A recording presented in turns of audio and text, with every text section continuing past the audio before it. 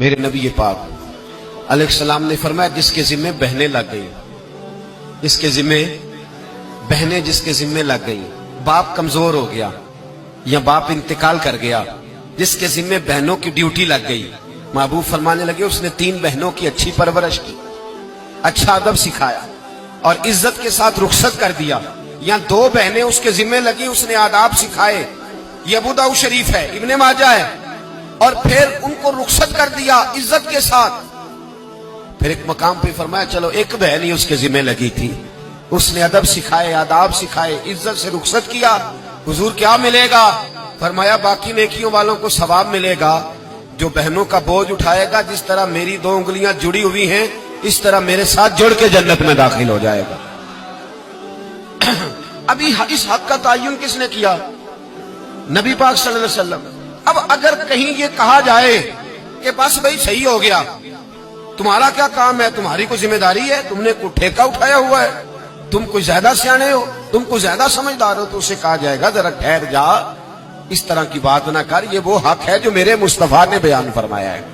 جہاں بیوی کے حقوق بیان فرمائے وہاں میرے نبی پاک نے بہن کے حقوق بھی بیان فرمائے۔ دیکھیے نا، جناب ام ہانی حضرت علی کی سگی ہمشیرہ تھی،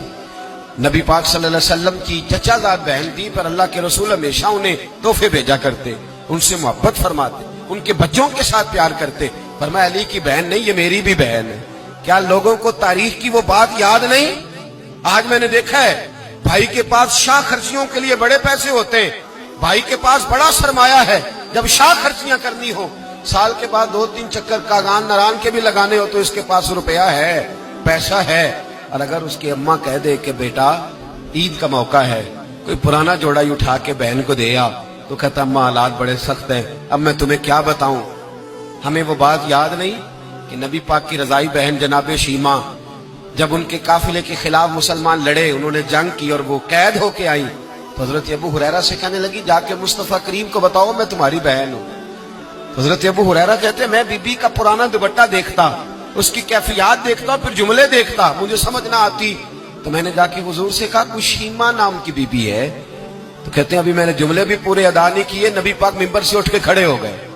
اور رسول پاک کی چادر مبارک ممبر پہ رہ گئی، محبوب اٹھ کے گئے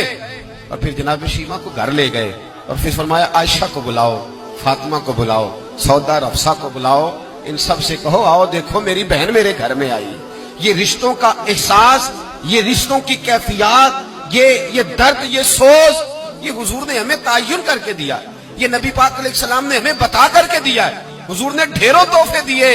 اور ایسی آفر کی جس کے لیے امت تڑپتی ہے، ترستی ہے۔ حضور نے فرمایا شیمہ اگر تو پسند کرے تو تیرے لیے مدینے میں مکان نہ بنا دوں،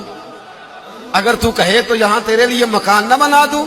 جہاں 70,000 فرشتے روز سلامی دینے آتے۔